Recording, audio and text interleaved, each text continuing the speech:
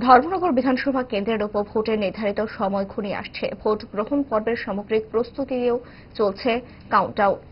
শুরু হলো ওই কেন্দ্রের দায়িত্বে থাকা ভোট কর্মীদের ভোট গ্রহণ পর্বের কাজ।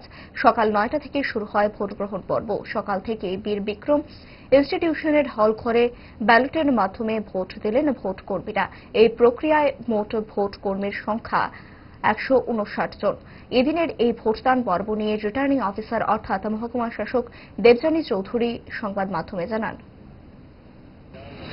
আমাদের 56 ধর্মনগর অ্যাসেম্বলি কনস্টিটুয়েন্সির যে বাই ইলেকশনের প্রসেসিং এর মধ্যে মানে বাই ইলেকশন যে চলছে সেটার মধ্যে আমাদের পোস্টাল ব্যালটের যে ভোট, আগে আপনারা দেখেছেন যে আমাদের ডোর টু ডোর ভোটিং হয়েছে, ডোর টু ডোর ভোটিং শেষ হয়েছে। এখন আজকে থেকে আমাদের পোস্টাল ব্যালট ফেসিলিটেশন সেন্টার চালু হয়েছে এবং ইসিআই গাইডলাইন অনুসারে আমাদের যে ডেট দেওয়া হয়েছে আজকে, দ্যাট ইজ 3rd এপ্রিল, এবং tomorrow that is 4th April, এই 2 দিন আমাদের এই ফেসিলিটেশন সেন্টার খোলা থাকবে 9টা থেকে 5টা পর্যন্ত। এবং আমাদের টোটাল টার্গেটেড ভোটার এই ফেসিলিটেশন সেন্টারের জন্য আছেন 159।